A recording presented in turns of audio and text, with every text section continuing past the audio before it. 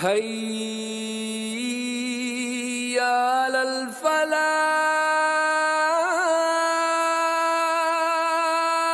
ډېر اهمه موضوع ده، په غور سره واورئ. مولوي مصطفی یو عالم دی، د یو واقع ذکر کړی ده، په کتاب کې د لیکلې ده. دی وایي یو وخت یو سیلاب راغلی و. د هغه سیلاب چې کوم کنارې دي، د دې دریا پر کنارو باندې یو ایدیره ول. د هغه ایدیرې سه یو څو قبرونه دا سیلاب ویوړل. په دې کې یو قبر چې دی هغه ښکاره سوی و، خلاص سوی و.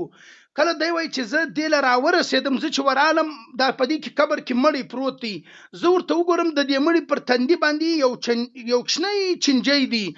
دغه کوچنی چینجی چې کله په دې مړي باندې غاښ جګ کړي، کله چې نیش په ولګي، دا د مړي ګرد بدن چې کوم دی هغه بل کیفیت اختیار کی او بل رنگ اختیار کی. داسې بدن دی بل د لمبه پر تیره بسول او د کلر رنگ به دی بدل سنی چې د انسان رنگ ژړی بس دی تور واوړي، ګرد بدن به دا رقم سو.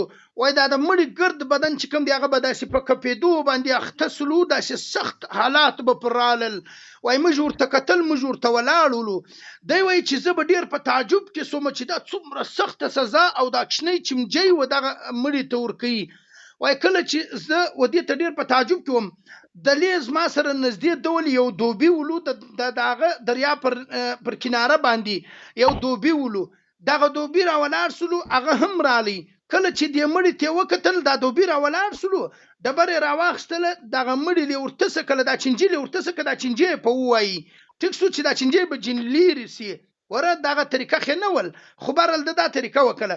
هغه چینجی ډایرک راوغورځېدی، دغه دوبي پر تندي باندې ونښتې. دا دوبي پر تندي ونښتې، دوبي په دوبي باندې نیش جګ کړي. دغه دوبي پر هغه ځای باندې ګزار سلو. دغه د مولوي صاحب د عالم دا واقع بیانوي. وای دا دوبي چې کوم دی پر دغه ځای باندې بدن یې په کپېدو اخته سلو. 3-4 وارې وده ته سخته جټکه ورکړل دا رقم. بیا چې دغه بعد چینجی برته ولاړی، پر هغه مړي باندې کښېنستی. وای دغه دوبي څه به موږ پوښتنه وکړه چې په تا باندې څه کېږي؟ مړي څخه پوښتنه نه سوه کولی. دوبي څه چې پوښتنه وکړه چې تا ته کوم تکلیف در رسي؟ دوبي وای زما پر بدن باندې، پر ګرد بدن، وای لکه یو لړم نه، یو مار نه، دی وای زما پر بدن داسې حالات راسي، داسې جټکه راسي. وای هغه چمچي زه یو واره وخوړلم. وای اوس ما پر بدن داسې حالات راسي لکه ما چې په لکونو چینجیان یا ماران یا لړمان ما اخوري، او زما بدن داسې دی دی وای زه دا محسوسوم لکه دا زما بدن چې پر اور باندې پروت دی او زه پر سکروټو باندې پروت یم، خانه مې خرابېږي. دا خبرې د کولې. 3 ورځې دغه دوبي ډېر سخت په تکلیف و. د هغه بعد بیا دغه دوبي چې کوم دی وفات سلو. کله چې هغه عالم علما چې کله سوچ وکړي چې دا د دې دنیا چینجی نه دی، دا د آخرت چینجی دی. یو خو د دې دنیا چینجیانې چې هغه انسان ته تکلیف هم دونه نه وررسوي، مګر د آخرت د عذابو دی الله تعالی زموږ د ټولو مسلمانانو مدد و نصرت و حفاظت وکړي. کله چې وای ما دغه حالات ته وکتل چې دا چینجی خو د آخرت دی، وای د هغه بعد زه راولاړ سومه، ما سوره یاسین شروع کړي پر دې مړي باندې. کله چې ما سوره یاسین پر دې مړي باندې شروع کړي، هغه وخت هغه چینجی سوکه کښنی کېدی، مختصره سلو، کښنی سو، ختم سو.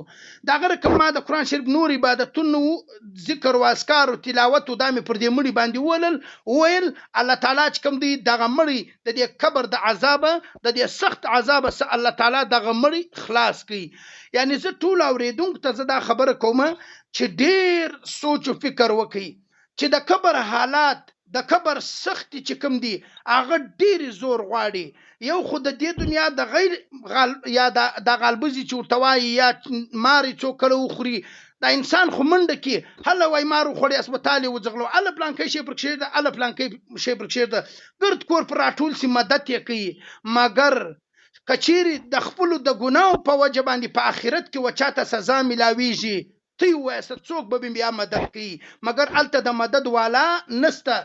دغه عالم دا بیان کوي، وای چې کله دغه چمچي به دغه مړی په مړي باندې به غاړ جګ کوي، تکلیف به ورساوي، وای دغه مړی به ډېر سخت په تکلیف سو، ګرد بدن به تور واوښتی.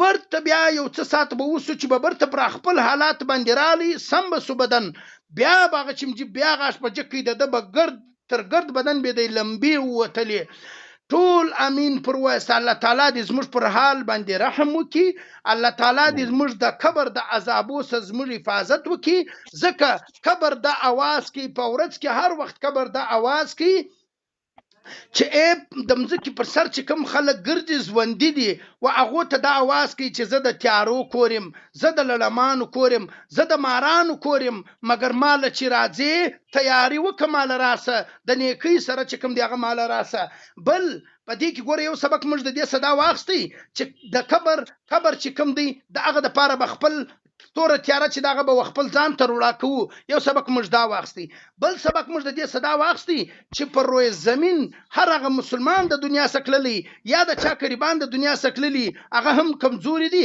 زموږ د دعا او زموږ د عبادتو د ثواب محتاج دي عبادتونه او ذکر او اذکارو دا چې دي هغه کوي او په د دې ثوابونه چې دي هغه و دې مړو ته ورستوي او هدیه کوي چې الله تعالی و دې ته د قبر عذاب چې کوم دی هغه د عبادت په برکت سره الله تعالی د دې سلیری کې او بل ټول اوریدونکو ته الله دې موږ ته پر دې باندې عمل کول تو فکر نصیب کې ټول اوریدونکو ته دا خبره کومه چې په زندگی کې پر زبه باندې د الله تعالی هر وخت شکر کاږه ډیر شکر ادا کوه که ښه حال دی که بد حال دی په هر حال کې د خپل سره شکر ادا کوه پر دې موضوع ان شاء الله بیا زه خبره کوم ولې ځکه یو ورځ نه یو ورځ کې انسان سره ناشکری وسی بیا کچیر الله تعالی ناراضه سلو هم به د دنیا تباسي هم به د آخرت تباسي الله تعالی دې موږ ته پر دې باندې د عمل کولو توفیق را نصیب کړي واخر دعوانا الحمدلله رب العالمین